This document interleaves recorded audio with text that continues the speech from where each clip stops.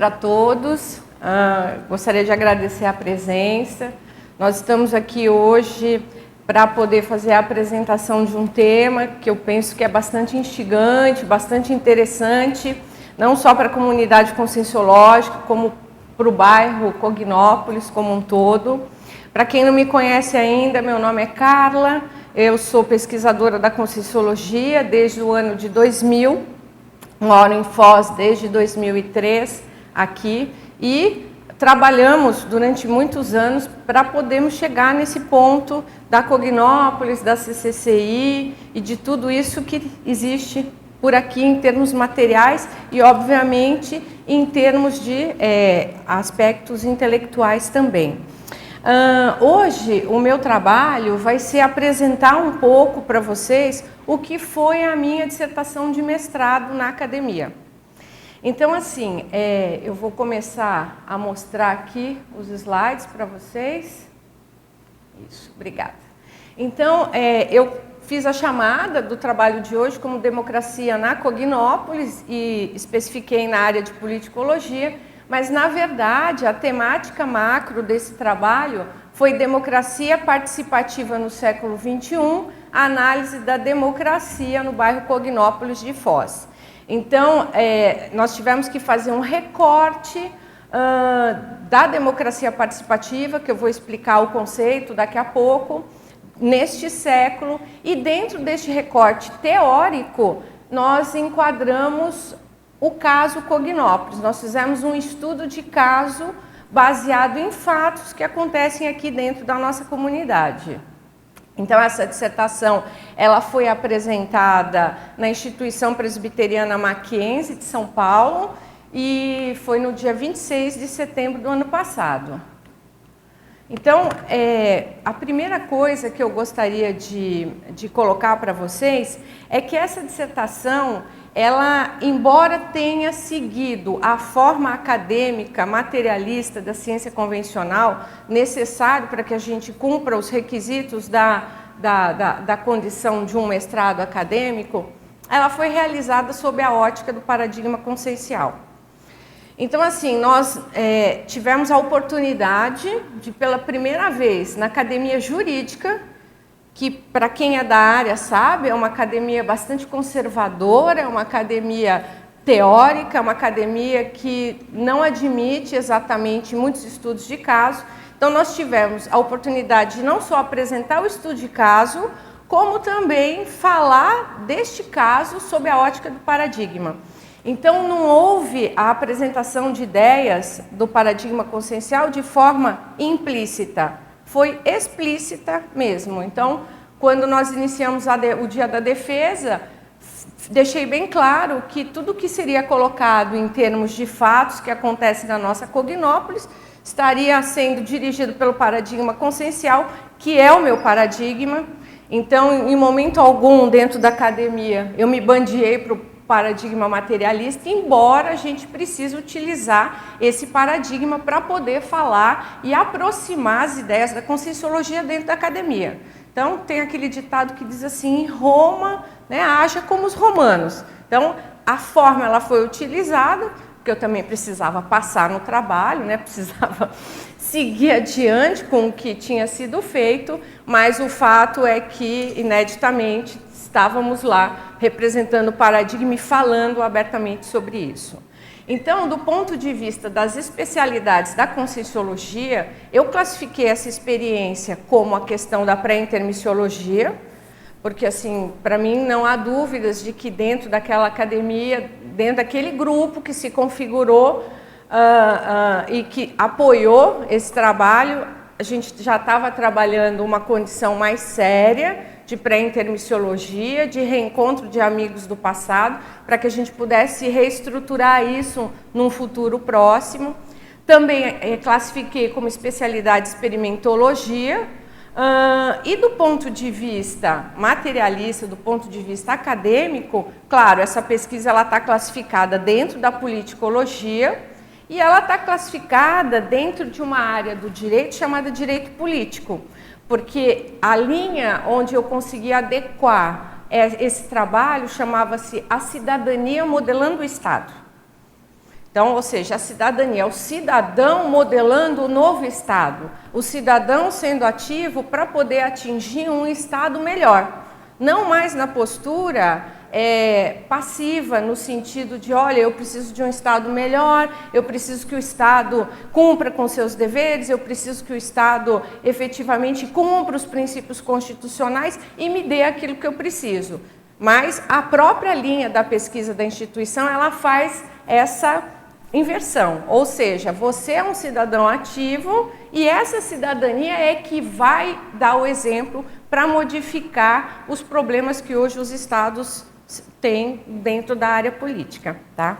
Então, é isso que basicamente norteou a pesquisa. Vocês receberam, quem não pegou, lá em cima tem um material que eu deixei, onde eu fiz uma síntese do sumário do trabalho, para vocês terem uma ideia do que foi pesquisado, e também eu deixei a introdução que foi feita no trabalho, que é onde a gente vai poder encontrar quais foram os problemas de pesquisa. O que é que eu quis responder nessa pesquisa, o que é que eu quis demonstrar nessa pesquisa. Então, dentro desse índice, a gente trabalha então com a introdução, que é o que vocês têm aí em mãos, eu não tirei nada da introdução. Essa introdução vai inclusive trazer as perguntas que vão ser respondidas nesse trabalho, no nosso caso especialmente com relação a Cognópolis. É lógico que hoje o nosso tempo é pouco e não vai dar para eu ficar dando aula mais aprofundada sobre os aspectos e tipologia, os tipos de democracia. Mas isso vai acontecer ainda dentro da comunidade. Nós vamos fazer, quando tiver o lançamento do livro, porque a dissertação já está lá na epígrafe, eles já estão analisando, então nós vamos publicar esse livro ainda nesse semestre e nós vamos ter uma mesa de debate com os professores da academia aqui na Cognópolis, para tratar sobre o tema democrático e para tratar sobre o estudo do caso da Cognópolis. E além disso, a partir do lançamento do livro, eu também vou preparar alguns cursos onde eu vou trazer o que é que se discute sobre democracia hoje em dia na sociedade, porque eu penso que nosso time de voluntários, em geral, precisa aumentar a consciência política. E essa consciência política ela se faz conhecendo o que já tem, para a gente poder chegar em alguma coisa maior. Porque eu penso que, para nós, a democracia ela é uma lição de casa. E extrapolar a democracia é mais importante ainda. Então, como é que a gente extrapola uma democracia materialista para, por exemplo, uma conscienciocracia, ou uma lucidocracia, ou uma condição em que a gente vai ter que pensar que temos que considerar a multidimensionalidade? Como é que a gente coloca a variável múltiplas dimensões dentro de um tema tão chão? Dentro de um tema que envolve paixões e envolve, vamos ser sinceros, os instintos mais selvagens de todos. Porque quando a gente começa a tratar sobre política e sobre aspectos democráticos, tudo aparece.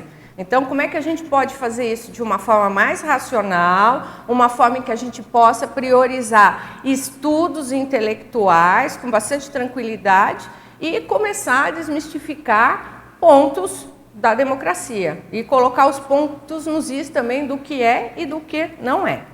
Então, o sumário do nosso trabalho traz essa introdução, traz a questão do conceito da democracia, ou seja, como foi que esse conceito de democracia ele evoluiu ao longo do tempo.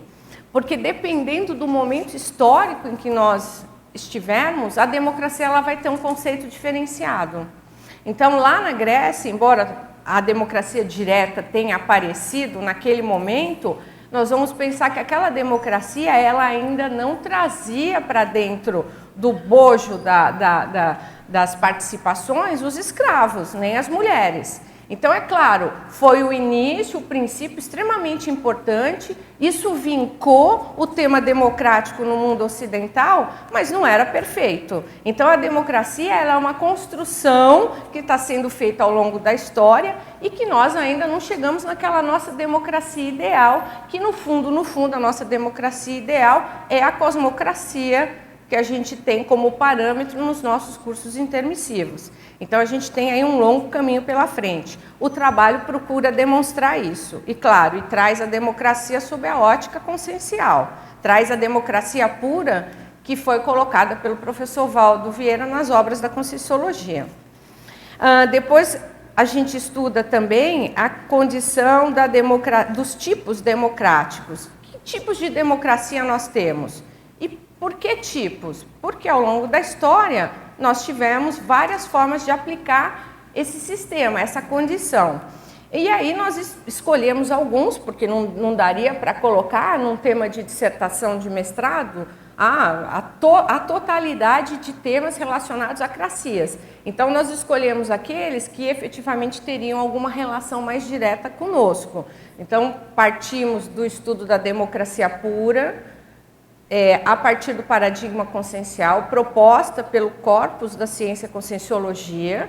Aí eu faço uma diferença entre a democracia pura da Conscienciologia, a democracia pura sob a ótica do paradigma e a democracia pura que é colocada pelo professor Vasconcelos na obra dele, Democracia Pura. Porque embora a obra do professor Vasconcelos se chame também Democracia Pura, a democracia pura dele é fundamentada no paradigma materialista, convencional. Claro, a obra dele é super importante, inclusive para nós aqui da Cognópolis, porque traz uma metodologia muito avançada, que é o sistema de habilitação e de pontuação. Eu acho que muitas pessoas, eu estou falando isso aqui com uma certa desenvoltura, porque muitas pessoas já estudaram o livro do professor Vasconcelos aqui na Conscienciologia, já assistiram palestras e sempre, normalmente nos cursos, ele é colocado como um importante referencial teórico. Mas há necessidade da gente colocar nessa condição a diferenciação que existe entre a democracia pura do professor Valdo e a democracia pura do professor Vasconcelos. Vamos lembrar que a democracia pura colocada pelo professor Valdo é uma democracia fundamentada na comunex evoluída, ou seja, nas comunidades extrafísicas evoluídas, onde vigora o sistema de cosmocracia. Então, o que nós vamos encontrar aqui na Terra, especialmente nos lugares que estão preocupados em melhorar a democracia, como é o nosso caso, na verdade ainda são aproximações. Então, nosso objetivo é chegar nessa condição ou numa condição mais próxima em que a gente possa, ao menos, instalar um regime democrático mais acertadinho e disso partir para um regime conscienciocrático, para um regime em que a consciencialidade efetivamente das pessoas possam colaborar numa construção melhor. Porque a democracia, ela vai trazer o quê? Ela vai trazer felicidade. Se as pessoas se sentem plenas, se elas se sentem funcionais, se existe um processo mais sério de universalização de poderes dentro de uma comunidade e essas pessoas estiverem dentro dessa universalização, produzindo a partir dos seus traços forças, dos seus trafores, isso traz uma felicidade maior à comunidade e traz uma consciência política cada vez maior de se querer estar, vamos assim dizer, produtivo, atuante e não apenas numa situação passiva, como a gente encontra, por exemplo, hoje em dia nos estados e nos países, onde só existe a cobrança por parte dos liderados das lideranças. Então, se coloca uma série de circunstâncias para as lideranças fazerem, mas os liderados, por sua vez, também não saem das suas cadeiras para poder atuarem dentro de uma cidadania mais ativa. Então, é muito bonito criticar também o que está sendo feito, não é verdade? Mas então sai da cadeira para fazer, ou então arruma gente melhor para fazer, ou seja, nós mesmos, né? Então, como a gente não quer passar a responsabilidade nem terceirizar, nós mesmos, aquilo que criticamos, devemos sair para poder procurar realizar em tempo oportuno e numa condição melhor. Então, realizadas essa parte inicial do trabalho, que é a parte teórica, é a parte onde a gente tem que fazer a revisão da bibliografia, ou seja, trazer tudo que a bibliografia convencional já tratou sobre isso, claro que foi o momento em que a gente consegue colocar, então, a bibliografia da Conscienciologia. É um momento em que, então, a banca, existe uma banca que nós fazemos antes da defesa, que é chamada banca de qualificação, para que os professores da nossa banca possam dar dicas de melhoria do trabalho. Tal não foi a minha surpresa quando nessa banca eu recebo a orientação de que eu tinha que falar mais do professor Valdo. Eu tinha que dizer quem ele era, eu tinha que colocar muita biografia dele dentro do trabalho, eu tinha que colocá-lo numa situação em que ficasse claro que ele era o propositor de uma ciência, dizer qual era a ciência e falar mais do paradigma. Essa foi a orientação que eu recebi. Então, para mim, foi uma surpresa, porque eu não sabia qual era o limite que eu poderia chegar com relação ao paradigma. Mas no momento que a banca pede para eu colocar mais Valdo Vieira, manda eu colocar o paradigma sobre o qual recaía a democracia que a gente pretende construir aqui na Cognópolis, eu falei, bom, então, sendo assim, né, já que recebi essa orientação, vou cumprir com maior zelo todas elas. Então, claro, nós colocamos um pouco da biografia, indicamos muita literatura com relação a isso e expusemos, então, o paradigma consciencial com todas as letras dentro desse trabalho. Bom, quando nós temos que entrar, ainda dentro do sumário, né, no estudo de caso específico, eu já tinha situado todo o trabalho mostrando o que seria a democracia pura, que nós estudamos, os conceitos, explicando neologismos ao longo do trabalho, mostrando a tipologia democrática. Então, nós chegamos na Cognópolis, né, onde a gente tem que mostrar como é que nós nos organizamos politicamente. Então, os capítulos que vão tratar sobre a condição da Cognópolis vai mostrar todas as nossas instituições jurídicas e políticas. Então, aquelas instituições que possuem regularização jurídica, que estão registradas nos devidos órgãos. Então, quais seriam essas? Vejam, o nosso limite foi a Cognópolis como um todo. Então, eu peguei o decreto que instituiu o bairro Cognópolis e o estudo ocorreu considerando não só a CCCI, mas considerando a CCCI dentro do bairro Cognópolis, então as relações que existem dentro da CCCI e as relações que existem entre a CCCI e todo o restante do bairro. Se é que tem relações, porque esse foi um dos pontos mais sérios que eu fui muito apertada na banca no momento da defesa. Então, eles queriam saber até que ponto a nossa democracia era tão forte que já levava a uma condição de aproximação maior com moradores do bairro que não são da Conscienciologia. Então, esse ponto foi muito colocado, porque assim, na medida que a gente diz que a Cognópolis é um bairro que se preocupa, por exemplo, com o processo da intelectualidade, uma das perguntas que nós tivemos é: existe pessoas que não são alfabetizadas dentro do bairro Cognópolis? E se existe, o que vocês estão fazendo? Qual é o espectro democrático de vocês para o restante do bairro? Ou vocês só se intelectualizam, entre vocês? Cara, eles me apertaram, né? Claro, eles queriam saber, porque eles queriam balizar se a minha conclusão de que tinha democracia, que era de fato uma democracia, ou se era uma aristocracia, se era o governo de poucos. Porque a monarquia é o governo de um, a aristocracia é o governo de poucos, e a democracia é o governo de muitos.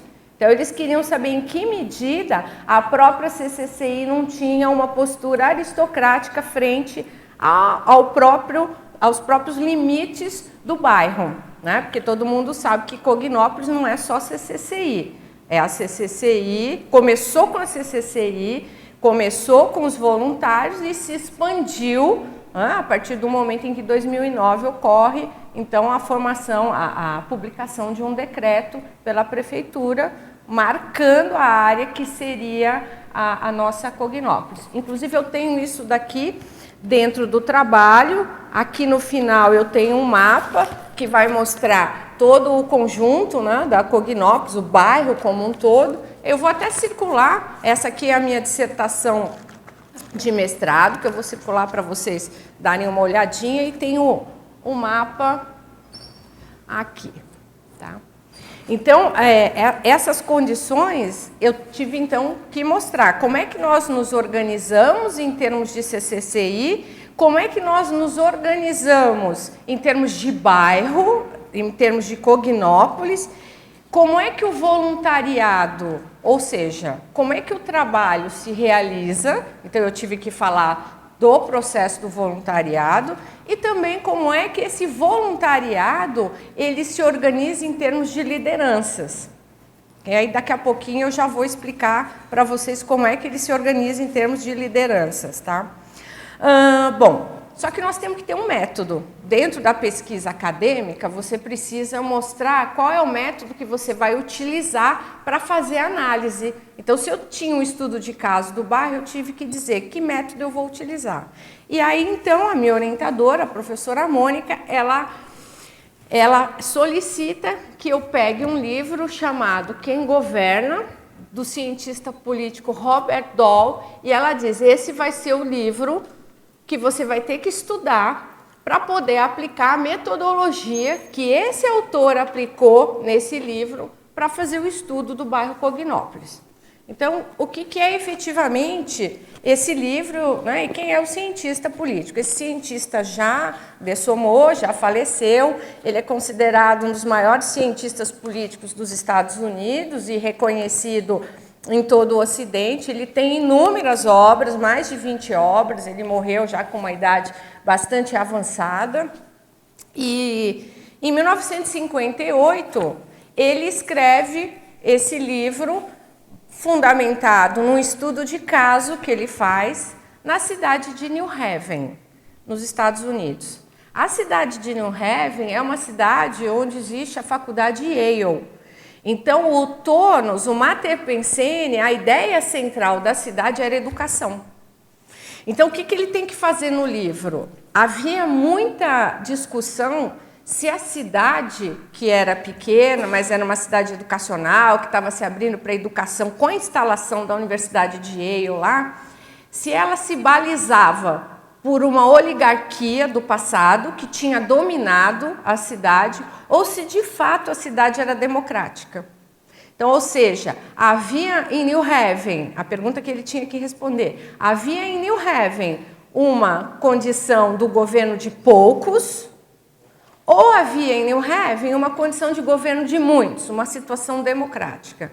E ele, então, começa, ao longo da história, ele faz uma retrospectiva desde o lançamento, desde a inauguração da cidade, de tudo que aconteceu em termos de governabilidade, quem governava, quais eram as famílias que governavam a cidade e como é que isso foi se desenvolvendo ao longo do tempo. E, ao final, ele tem que responder a instigante pergunta: quem governava New Haven?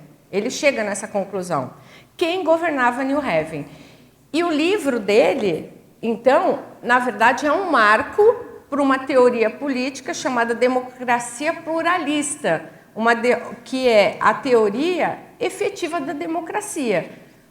E, vamos assim dizer, conceituada no mundo acadêmico como sendo a linha mestra de uma verdadeira democracia. Então, o que ele diz? Ele diz assim: se os recursos de poder de uma comunidade são vários e estão devidamente distribuídos para pessoas diferentes, eu tenho uma democracia. Então, é isso que ele faz quando ele estuda a cidade de New Haven, tá? Então, essa é a metodologia que ele utiliza aqui e que a gente vai daqui a pouco explorar quando falar da Cognópolis.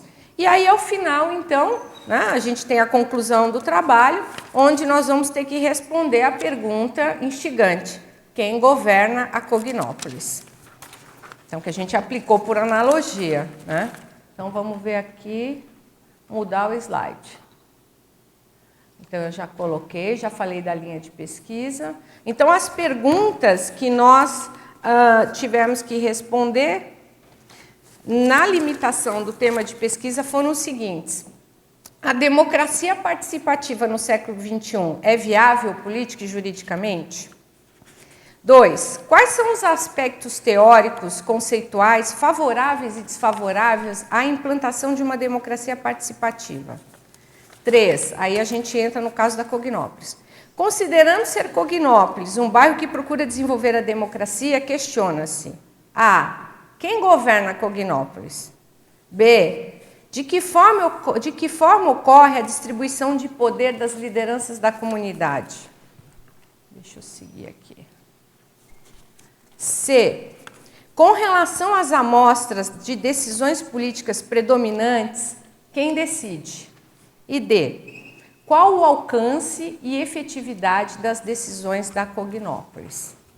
Então, eu vou voltar um pouquinho nessas perguntas que nortearam a pesquisa e que estão nesse material que eu deixei lá em cima para vocês, que é o material da introdução. Vocês vão encontrar essas perguntas aí. Que eu gostaria de explicar primeiro a condição da tipologia das democracias, o que a gente explorou. Só para que a gente possa contextualizar. Eu tenho que trazer alguns conceitos teóricos para que depois a gente possa desenvolver melhor o momento da análise do caso Cognópolis. Então, vejam, o trabalho se denominou Democracia Participativa no século XXI. Qual seria a diferença entre a democracia participativa para uma democracia direta, por exemplo, que é o que se configurou muito presente aqui na Cognópolis? A democracia participativa ela tem uma amplitude maior. As teorias jurídicas materialistas colocam a democracia participativa como um eixo importante dentro de uma estrutura atual de Estado, que é a democracia representativa. Então, dentro da democracia participativa, eu encontro a chamada democracia semidireta, que é aquela em que vigora um percentual de representatividade política e um percentual de aplicação de instrumentos que são utilizados para que o próprio povo decida. Então, por exemplo, o que nós poderíamos caracterizar dentro de uma democracia semidireta que está dentro da democracia participativa, que é mais ampla? Os plebiscitos, as iniciativas populares. Então, por exemplo, a lei tão famosa da ficha limpa, ela nasceu de uma iniciativa popular. Ela nasceu de um processo que foi realizado de muitas assinaturas de pessoas do povo e que forçaram e que fizeram uma força política grande de coesão e apertaram os políticos na época para que efetivamente esse tema pudesse entrar dentro do Congresso. É a mesma coisa que está acontecendo agora com as medidas contra a corrupção. Então, nós temos processos de iniciativas populares que vêm a ensejar a criação de leis. Então, isso seria um instrumento. Um plebiscito, onde nós resolvemos situações do país, também é considerado dentro da democracia semidireta, porque o plebiscito ele nunca vai estar sozinho. Ele vai estar dentro de um sistema legal que coloca o princípio da democracia indireta, que é a representativa.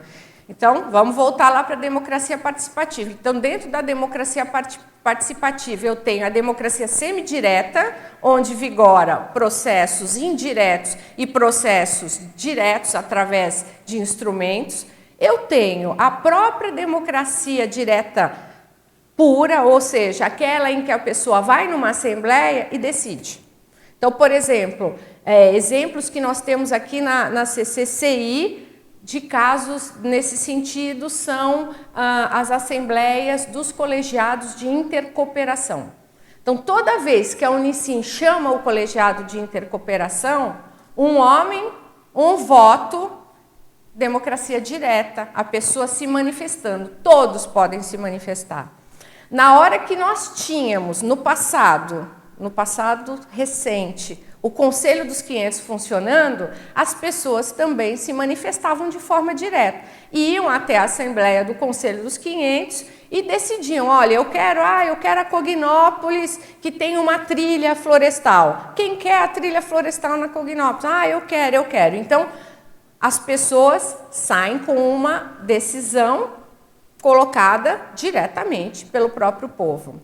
Não é uma decisão que o representante da comunidade vai tomar por si só da sua cabeça. Não, são condições em que a gente tem efetivamente a democracia decidida de forma direta. Quando nós construímos aquele documento relacionado à questão da política, né? A pessoa que for se candidatar a um cargo público, ela não pode exercer cargos de coordenação dentro da CCCI. Também foi votado, embora, mesmo que a gente considere que as votações nessas assembleias sejam pequenas, porque pelo estudo que eu fiz a gente fica em torno de 35% a 40% do percentual de voluntários que a gente tem aqui em Foz. Então é um número bastante pequeno, é pouca gente. Mas ainda assim, não importa, a democracia é feita de quem está presente na hora. Então é aquele momento, naquela hora, eu vou fazer a assembleia. Se você não estava, sinto muito, você foi chamado, é problema seu, a sua não participação ou a sua não consciência política com relação àquele fato que vai ser discutido, né? Então, esses são pontos que a gente precisa analisar também dentro de uma democracia. Então, a democracia direta, ela também aparece, por exemplo, quando os voluntários da CCCI votam nos coordenadores das ICs, quando os voluntários da CCCI votam nos coordenadores da Unicim, ou na coordenadora, no secretário-geral ou na secretária-geral da Unicim, e quando esses voluntários votam ou fazem um processo mais amplo para a formação do colegiado da Conscienciologia. Tá? O colegiado da Conscienciologia depois tem alguns detalhes que eu vou esmiuçar, mas assim, no frigir dos ovos, o percentual de democracia direta envolvido na escolha dos membros do colegiado, ele foi infinitamente maior do que um percentual de democracia representativa indireta que aconteceu no final da votação. Então, acho que como é um caso recente, todo mundo deve se lembrar de que nós tivemos 3 fases dentro do colegiado, dentro da formação do colegiado de Conscienciologia. Na primeira fase de formação desse colegiado, nós tivemos diretamente a escolha por parte dos voluntários de quais seriam as atribuições desses voluntários. Os voluntários votaram e escolheram e deram lá várias atribuições. Olha, eu quero que os membros do colegiado sejam da área consultiva, eles sejam pareceristas, eles sejam da ouvidoria, ou seja, eles ouçam os problemas que existem aqui, enfim, uma série de atribuições. E vejam que interessante, o voluntariado da Conscienciologia é tão interessante, existe tanta nuance diferente do normal, que normalmente num processo democrático, o povo fiscaliza os governantes. Os líderes, os liderados fiscalizam os líderes nos processos democráticos. E, no entanto, no nosso caso, quando nós decidimos as atribuições do colegiado da Conscienciologia, nós pedimos que o colegiado nos fiscalizasse. Os governantes fiscalizam o povo. Nós fizemos ao contrário. Então, só esse dado dá um livro. Por que é? Né? Não é? É outra tese, é outra dissertação. Hã? Como assim? Então, essa foi uma pergunta que eu tive na minha banca também. Porque se vocês vivem sob a égide da democracia, por que é que os governantes é que têm que fiscalizar o povo e não o povo fiscalizar os governantes? Por que vocês têm essa inversão de valores? Hã? Não, a resposta foi que lá eu tinha que dar uma resposta, né, efetiva. Então, assim, lá eu respondi que é porque havia uma confiança muito grande dentro das lideranças, né? Havia, assim, que no fundo, não deixa de ter um percentual, claro, eu não menti, de realidade na história. Por quê? Porque nós somos uma comunidade pequena, porque nós nos conhecemos, né? E porque existe, de fato, uma condição em que nós olhamos aquela pessoa e falamos, aquela pessoa ela tem trafores, traços, forças que vão efetivamente colocá-la naquela condição. Então, por exemplo, é o mesmo raciocínio que a gente usa quando nós vamos eleger os coordenadores de ICs. Então, eu tive que dizer isso, falei assim, olha, a minha pessoa particularmente, acompanhou e realizou inúmeras assembleias aqui na Conscienciologia, de constituição de instituições conscienciocêntricas, de instituições de finalidades de instituições sem finalidade econômica. E em todas as assembleias que eu mesma fiz, eu me lembro muito bem, chega a ser até cômico, porque você faz toda uma formalidade, aí você vai ter lá a pessoa em que está indicada para ser aquele representante. E todos os representantes de todas as ICs nunca receberam um fator opositivo, muito pelo contrário, são aclamados e com muitas palmas. E quando eu pergunto, unanimidade, aclamação. Então, quando eu pergunto, tem alguém que gostaria de exercer esse cargo? Silêncio absoluto, ninguém se manifesta. Você não escuta nenhuma pena cair no chão. Então, eu falei assim, existe também uma conformação dos voluntários com essa condição.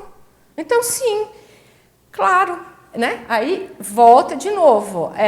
Um ponto que eu coloquei lá, que não é uma questão, vamos dizer, acadêmica, mas que eu tinha que contextualizar para eles. Pode ser que no momento da escolha dessa atribuição de fiscalização, o voluntário estivesse sob o impacto do falecimento do propositor da ciência, que era o professor Valdo, e que tinha uma característica de ser o mediador dos nossos pares. Era uma pessoa muito assistencial e que efetivamente cuidava de todos. Então, se o colegiado ele vem, vamos dizer assim, pensando em substituir, é natural que a gente queira que o colegiado nos cuide, nos fiscalizando. Então, claro, ainda falei, isso não é um argumento jurídico, também não é um argumento conscienciológico, isso é um argumento da Carla I, porque na hora eu não sabia o que falar, eles me pegaram. Mas era justamente sobre isso que eu queria falar, Carla. Eu acho que essa condição do colegiado aconteceu especificamente por causa da nossa relação com o professor Valdo e por a expectativa que a gente tinha naquele momento de, vamos dizer, encontrar algo que pudesse suprir a função que o professor Valdo exercia dentro da CCCI.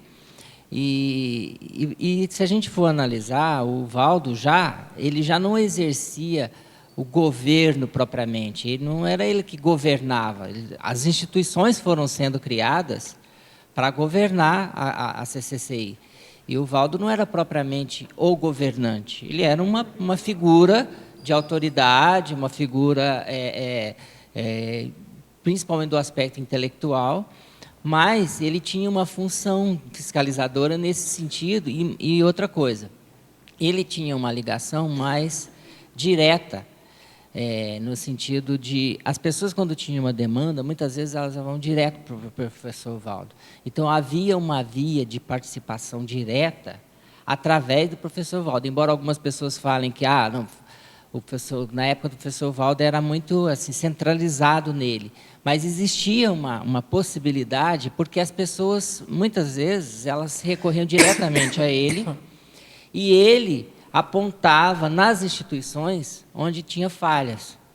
E isso acabava movendo as instituições a se reorganizarem, né? Então, as pessoas tinham esse caminho democrático, pelo menos assim, esse caminho de manifestação para apontar alguma situação nas instituições, né? Tinha um pouco esse vício, né?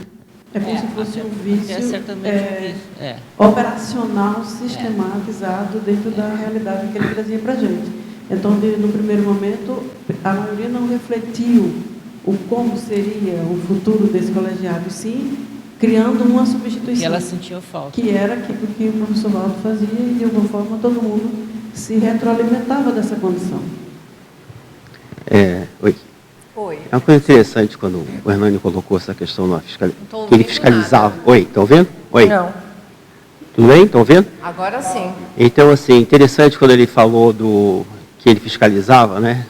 Na verdade, eu não tinha pensado sobre isso. Eu não sei se ele tinha uma vertente assistencial ou fiscalizadora. Na verdade, eu não via como fiscalizador, e sim no sentido de assistir as pessoas, as ICs, etc. E tal. Mas eu queria te fazer uma pergunta quando você falou que nós votamos, né? Existe alguma diferença entre você votar naquilo que já está estabelecido e você votar em alguma coisa que você realmente queira expressar dentro da democracia? Que, por exemplo, quando nós fizemos esse processo aí de eleição do colegiado, o que, na verdade, nós fizemos foi votar em cima do que já estava pré-estabelecido, né? Existe uma diferença dentro da democracia, dos seus estudos sobre isso? Entendeu a pergunta? Não, eu entendi a pergunta. Eu não entendi o que você considerou que estivesse pré-estabelecido, porque, num primeiro momento, nós construímos quais seriam as atribuições do colegiado. Num segundo momento, nós construímos o que seria, quais seriam, vamos assim dizer, as características fundamentais das pessoas que poderiam adentrar esse colegiado. E nessa construção de características, a gente criou uma lista de 83 pessoas, e dessas 83, depois dos processos homologatórios, sobraram 11. Não, mas eu não estou pensando nas pessoas que foram votadas.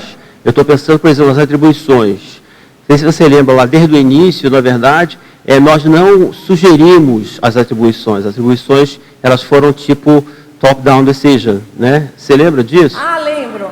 Então, assim, é isso que eu estou falando. Então, assim, existe uma diferença entre os estudos. Eu não estou dizendo que isso é o certo ou errado. Só estou perguntando que dentro da democracia existe, quando você fala, nós votamos. Então, assim, na democracia direta, o povo vai lá e vota. Eu quero isso. Eu quero uma piscina aqui do lado ali da pedra, entendeu? Então, assim, existe isso ou alguém chega e fala, seria melhor uma piscina do lado esquerdo ou do lado direito? Não, é claro que existe, porque se você fala, você coloca, seria melhor o direito ou o esquerdo, você já está limitando ao direito ou ao esquerdo, já existe uma limitação de saída. É a mesma situação que o professor Vasconcelos coloca nos livros dele. Quando você tem que responder um plebiscito sim ou não, você não tem opção, você está numa situação. E pode ser que não seja nem sim nem não, pode ser que tenha que ser mais ou menos, pode ser que tenha que ter uma opção diferenciada, pode ser que em determinados casos seja o sim e seja o não. Então, por exemplo, pega o processo do Brexit. Como assim a nossa Inglaterra vai sair da União Europeia no momento em que a gente precisa cada vez mais que os estados, os países estejam unidos em blocos para formar o Estado Mundial? O que aconteceu dessa maneira? Porque no final de semana, onde havia uma votação do sim e do não, os jovens que tinham uma tendência a quererem ficar dentro da União Europeia estavam viajando, estavam fora, perdendo a oportunidade. E aí aquelas pessoas que tinham já, isso foi constatado, tá? Isso eu estou fundamentado em fatos, que tinham mais idade, que tinham uma postura mais conservadora, que, por exemplo, não querem mais saber de imigrantes lá dentro nem nada, foram lá e tiveram a maioria e falaram, sim, nós queremos sair. Esse é o plebiscito. Existe uma condição orientativa prévia? Existe. Mas aí, gente, toda vez que acontecer coisas desse tipo, tem que ser falado, tem que ser mostrado, tem que ser construído. A construção da democracia mais direta possível, ela vai passar por uma série de erros e acertos. Eu me lembro o professor Valdo mesmo dizendo para a gente, olha, vocês vão errar muito até conseguirem acertar alguma coisa. Então, se ao longo do tempo foi se construindo a democracia possível, e hoje a gente tem, pelo menos no Ocidente, uma condição em que a democracia vigora predominantemente com todos os problemas que ela tem, aí vocês vão me dizer, não, mas não é bem democracia, as democracias elas estão, vamos assim dizer, influenciadas, as democracias elas não estão na sua pureza. A pureza eu acho muito difícil a gente encontrar em qualquer lugar, aqui também.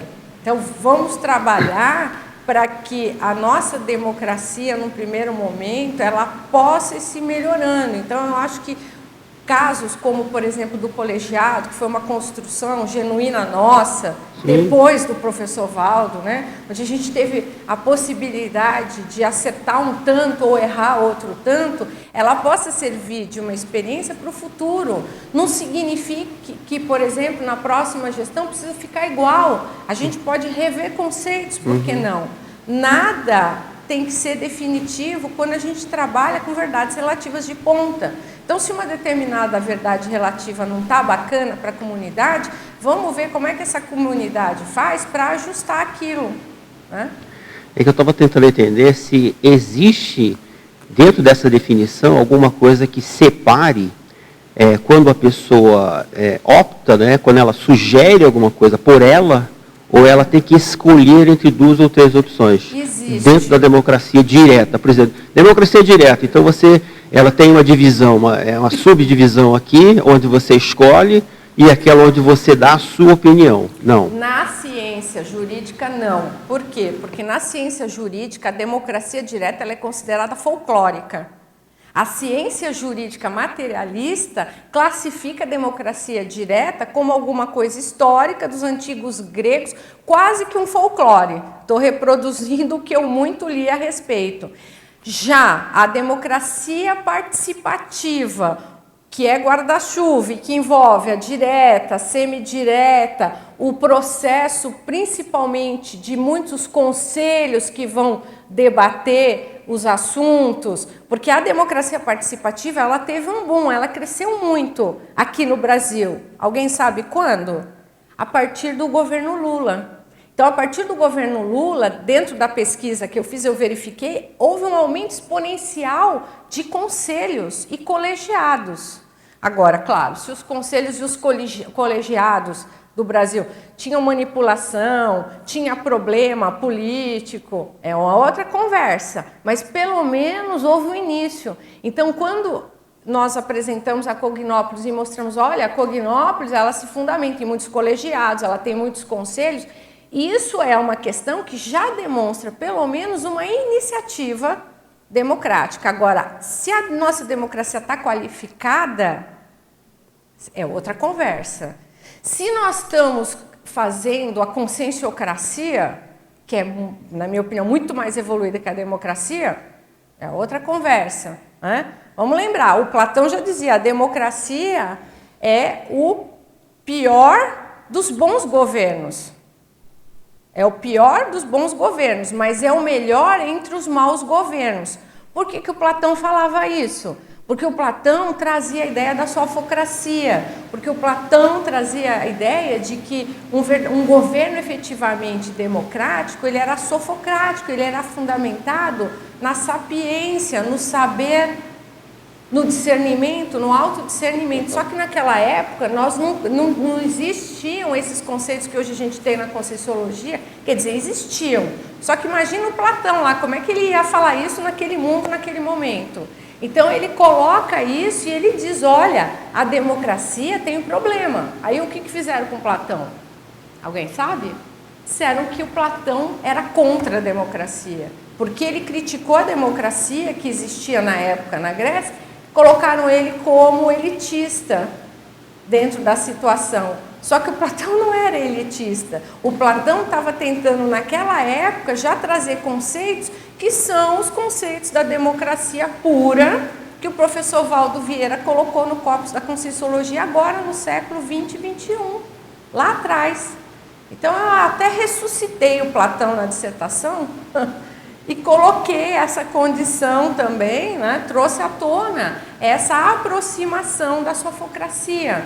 Então, não é só a sofocracia, existe um verbete, sofocracia, existe a condição da conscienciocracia, que é quando nós temos um governo já fundamentado em pessoas que têm um nível de consciencialidade maior.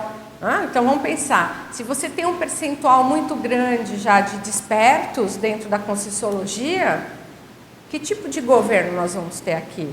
Um governo mais consciencial, um governo que vai envolver outras condições, que vai ter a visão do outro? Não sei. Temos que estudar tudo isso. Não dá para responder. A pesquisa ela tinha um limite, né? Não dava para responder tudo. Senão também eu ia deixar o pessoal da academia de cabelo em pé, né?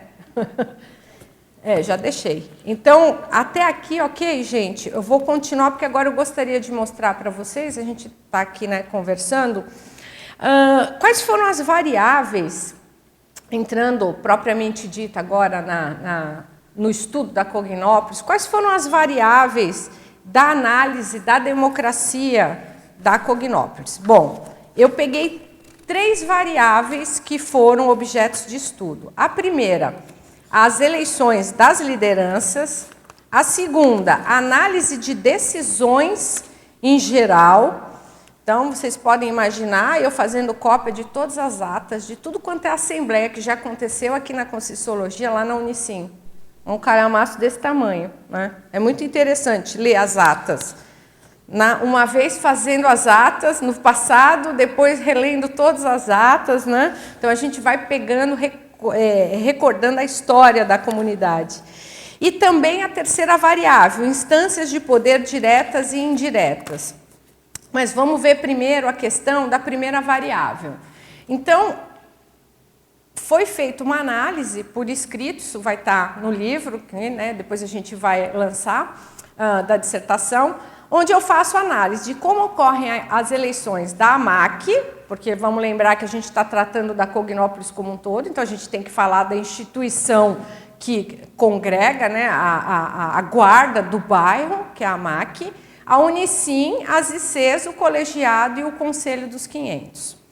Então, vejam, na AMAC, o processo de eleição é feito, existe a possibilidade da autohabilitação, todas as pessoas têm direito a voz e voto dentro da Assembleia, então é um homem, um voto, diretamente. Então, a gente pode classificar que na AMAC a eleição é realizada pelo voluntário e é uma democracia, dá para considerar como uma democracia direta.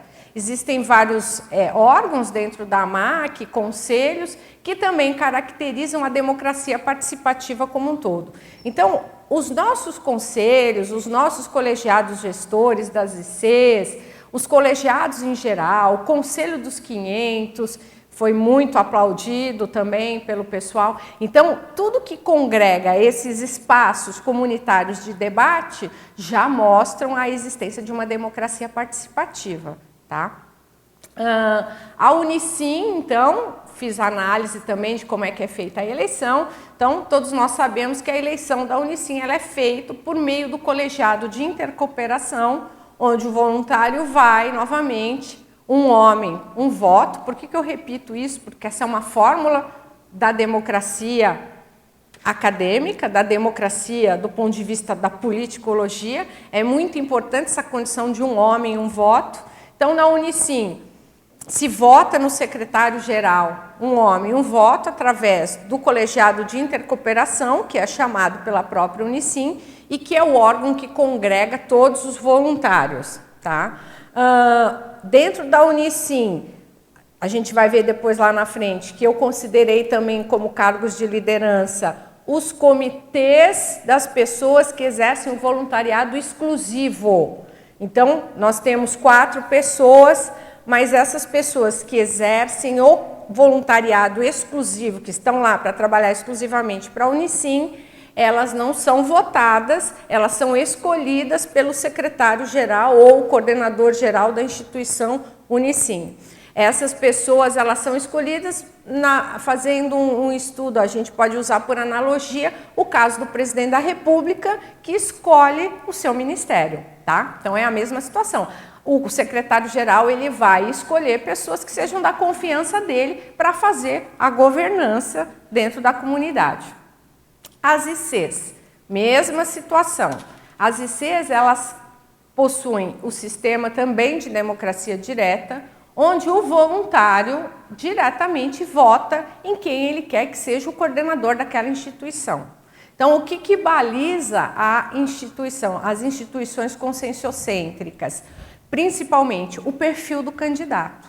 Então, observa-se que as instituições que apresentam, cada uma delas, a sua especialidade, traz para a sua liderança, para a sua coordenação geral, pessoas que sejam efetivamente ligadas à sua especialidade. Claro que a gente tem algumas exceções que merecem estudo, né? Mas, enfim, a regra geral que eu encontrei foi o especialista da área quem vai fazer a coordenação daquela determinada instituição. Então, você tem lá, por exemplo, a consecutivos, onde você tem um especialista da área, que é o professor Pedro Fernandes, que está aí há algum tempo já estudando a questão das vidas passadas, né? Que é o próprio exemplo, ele é o próprio exemplarismo dessa condição toda. Você tem ali na Enciclosapiens a Dulce e a Rosa, que passaram a vida inteira dentro dessa comunidade trabalhando com o processo da enciclopédia da Conscienciologia. Então, essa função que praticamente é escrachada na cara daquele líder, ela é aclamada pelo voluntário no momento das eleições. Então, eu até deixo um questionamento. Será que essa aclamação que conjuga o fator da especialidade da Conscienciologia na IC com o coordenador que é eleito já não é o início de uma conscienciocracia? Já não é o início de uma eleição em que você coloca aquela pessoa que tem mais afinidade com a especialidade para gestar e coordenar uma instituição que tem aqui, aquela área? Oi, Hernani. Era isso que eu queria falar, porque na prática a gente vê, né, geralmente nas ICs, já existe uma pessoa que é indicada, às vezes o próprio coordenador indica o seu sucessor, né, e depois a Assembleia ela ratifica, mas ela não existe você, por exemplo, colocar uma lista de 3, ou fazer assim, colocar opções, ou auto-habilitação, como foi o caso do colegiado, que isso complexificou mais, que a gente estava mais acostumado a fazer assim, por aclamação. Né? Se fosse assim, por exemplo, o colegiado ia ser rapidinho. Tá aqui o colegiado. Vocês concordam? Concordo. Mas é diferente, né? É uma situação, é muito mais complexo você conseguir estabelecer isso quando você tem vários candidatos. Né?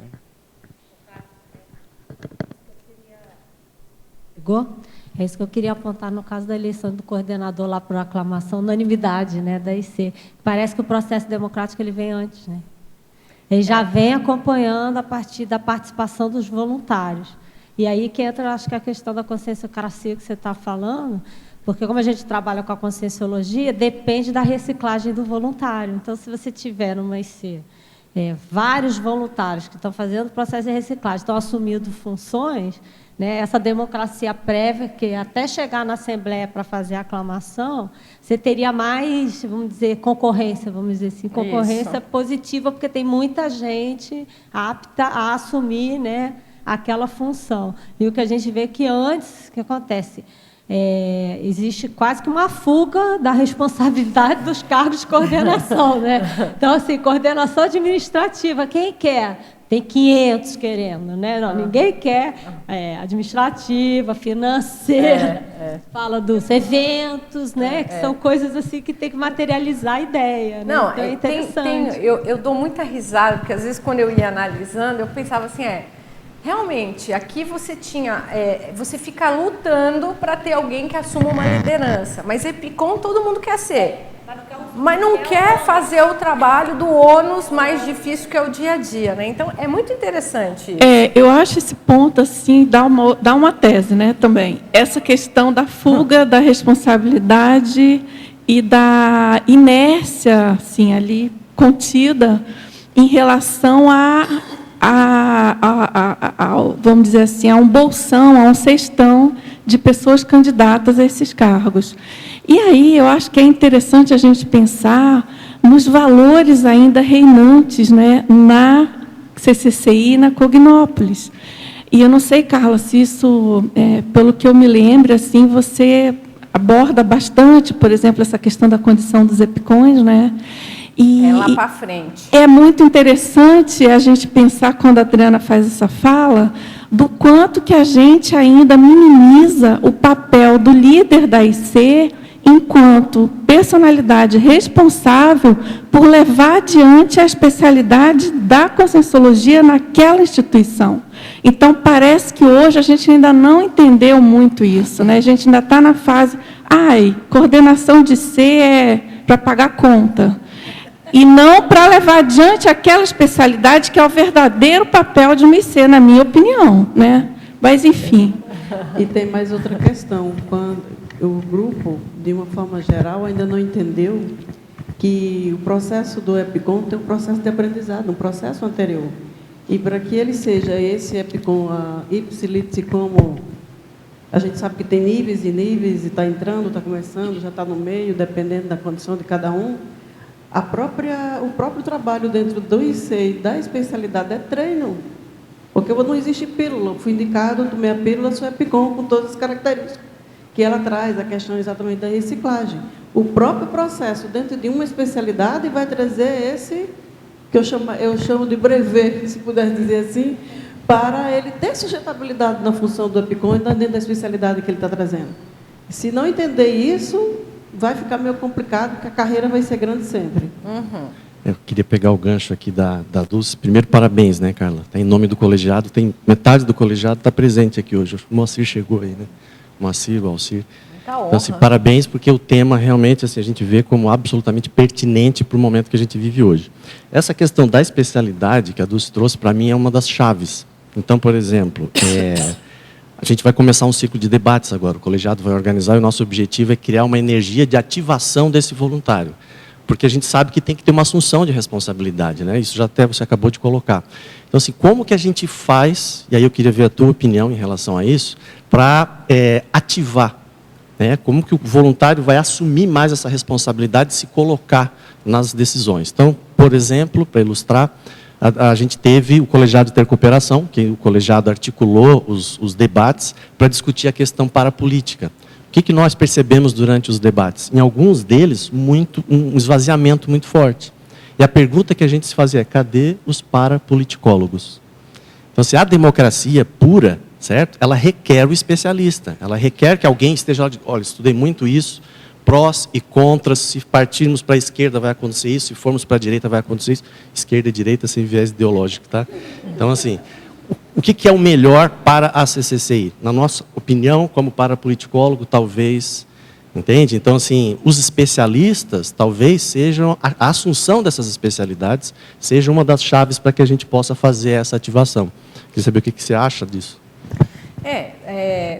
Não especificamente, né, nessa condição do esvaziamento, porque eu acho que a questão do esvaziamento envolveu outras circunstâncias. Era um momento político, a coisa estava muito quente, estava fervendo. Então, eu acho que esses temas que são mais quentes, temas picantes, né, até instigantes, eles precisam ser trazidos antes.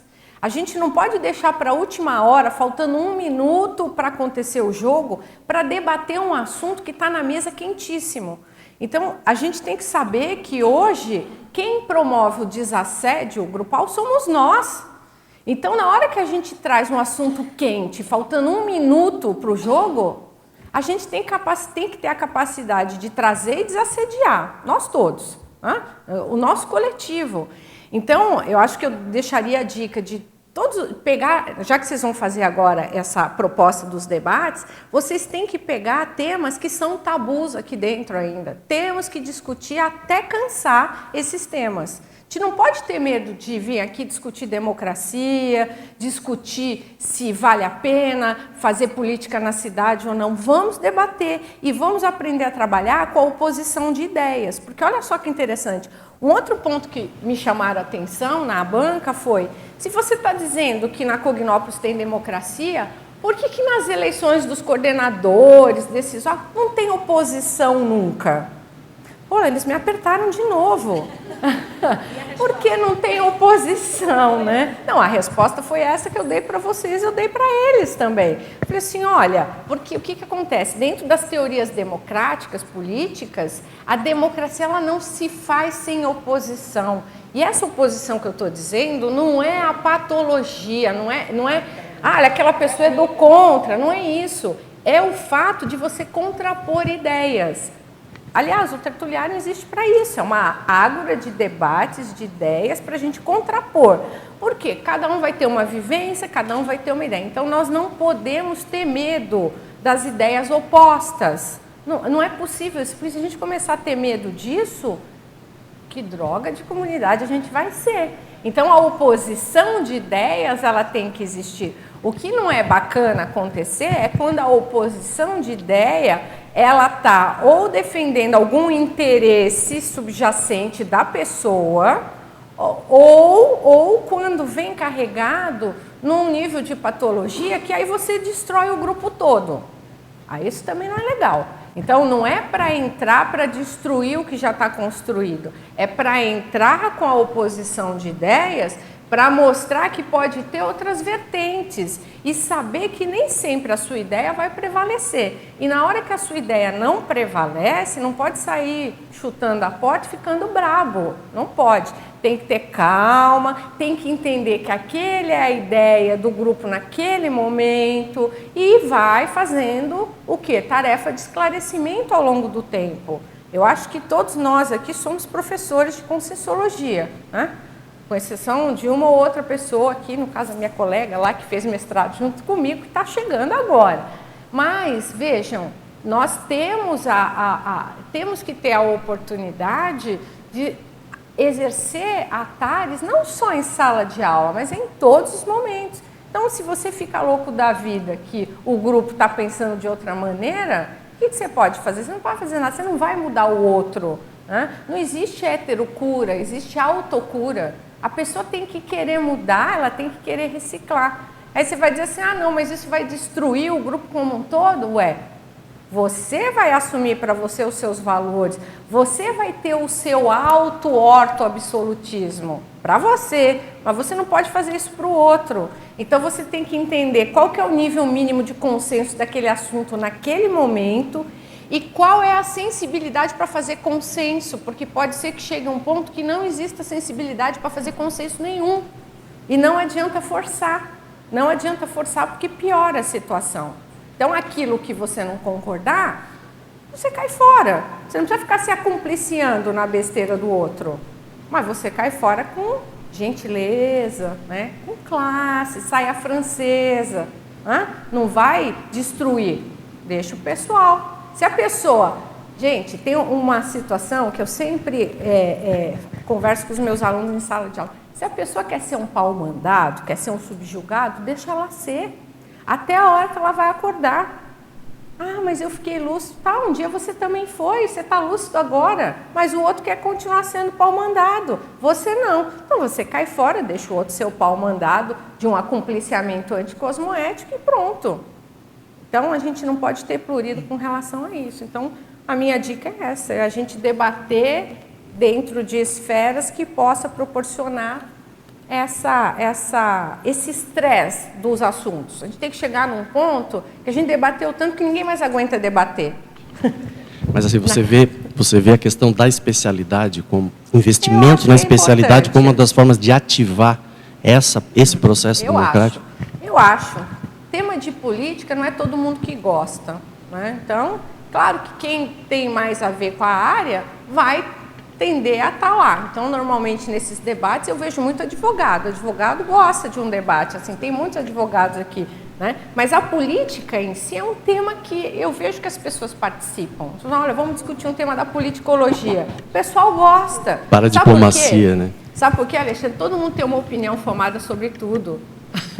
E precisa expor a opinião, ainda mais em matéria de política. Então, eu acho que vai ter muito quórum se vocês atuarem nessa área. Aqui, Ricardo.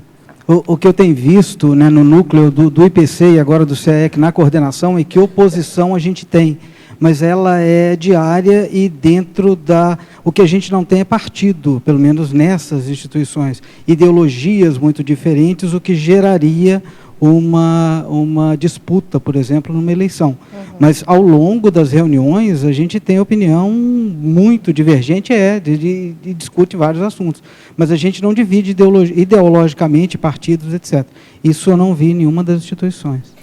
Então, eu não estou dizendo que a falta de oposição nesse aspecto político seja um fator negativo ou positivo, porque eu vejo muito também essa condição. Então, a gente tem que colocar... O tema de hoje é um tema central neutro, né? Vamos colocar bem assim, é um tema central neutro. E nós temos variáveis a analisar do assunto. Então, é como eu falei, Pode ser que a oposição não exista porque está todo mundo muito acomodado. Mas pode ser que não, pode ser que exista realmente um perfilamento de identidade consciencial trazida pelo nosso curso intermissivo. Existe um entendimento, por mínimo que seja, dentro da nossa, né? Vamos falar claramente, aqui a gente pode falar pseudo-harmonia, uma harmonia que ela é construída muito no social, ela não vem realmente de dentro para fora, com aquela alegria, né? Mas que a gente tenta construir, porque a própria condição social nos exige isso. Então, essa condição, ela tem um ponto em comum, é o curso intermissivo que nós fizemos. Então, eu acho que ninguém estaria aqui se não fosse esse curso intermissivo. E isso, por si só, é uma identidade comum entre nós, que talvez possa ser o que nos permite, ao final, conclamar ou aclamar essas coordenações que estão aí. Tá? Então, essa é uma possibilidade, mas pode ser que não seja nada disso, ou pode ser que essas duas hipóteses também não sejam e que a gente tenha outras aí que a gente pode construir em debates. Né? Ok? Cara, oi, quem? Ainda ali nas ICs, só para não pular, eu vejo que assim, o momento da Assembleia, tudo já aconteceu antes, né? Igual a gente estava colocando. Existe ali uma ratificação dentro do processo formal. Então, por exemplo, trazendo um caso mais que eu estou vivenciando na Sinvex, a gente começou a fazer um debate de transição com o colegiado 1 ano antes da Assembleia. Não sei como acontece em outras ICs, e aí eu acho que cada instituição ou cada instância vai ter um processo. Esse processo você chegou a analisar ou você pegou mais a finalização dele, a acabativa, que é essa assembleia e essa ratificação? Não. Que aí fica o consenso ali, mas faz 1 ano que o negócio está construído, já teve todo um processo antes e singular para cada grupo. Né? Então, eu queria saber o que você... Eu sei, eu tenho conhecimento disso, porque eu vivo aqui e a minha vida inteira trabalhei aqui nos 15 anos nessa parte administrativa, na Unicim, na IEC, enfim. Então, acompanhei inúmeras ICs e eu sei que acontece esse processo. Mas, para fins da dissertação, não. Eu não fiz a análise pontual de como é em cada IC, porque não era o objeto, eu sairia da limitação do tema. É como se eu tivesse que criar como não? Eu teria que criar uma outra dissertação só para tratar de como acontece essa condição para, no final, ocorrer essa aclamação. Mas, sim, existe essa construção, ela é feita antes. E se a gente também disser que não existe bastidores, a gente estaria mentindo. Existem bastidores políticos dentro da nossa comunidade. Isso é muito claro, isso é muito óbvio. Existem construções e conversas. Agora, de novo, tema central neutro. Por quê? Há certas conversas que precisam ser tidas antes para que as pessoas possam começar a pensar, para que os formadores de opiniões comecem a pensar. Então, por exemplo... eu mesma fui até a Unicim, porque a Unicim foi o órgão que, junto ao Conselho das ICs, me autorizou a fazer essa pesquisa. Eu fui lá pegar uma autorização. E eu fui lá apresentar os resultados na semana passada e apresentei os resultados para a Unicim e para o Conselho dos EPICONs. Por quê? Porque o resultado final, vocês vão ver, tem relação direta com os EPICONs. Então, eu não podia chegar aqui e expor um assunto sem... Olha, eu gostaria de mostrar dados. O colegiado também, eu fui lá e pedi pauta para eles, porque eu quero ir lá apresentar. Eles não puderam me atender na segunda, porque a pauta deles estava super, hiper lotada, mas vão me atender agora na segunda-feira. Isso é uma construção grupal. Não? Você vem aqui, fala para todo mundo, você vai nos órgãos de liderança e conversa com os líderes, você vai aonde for preciso e vai explicando tudo.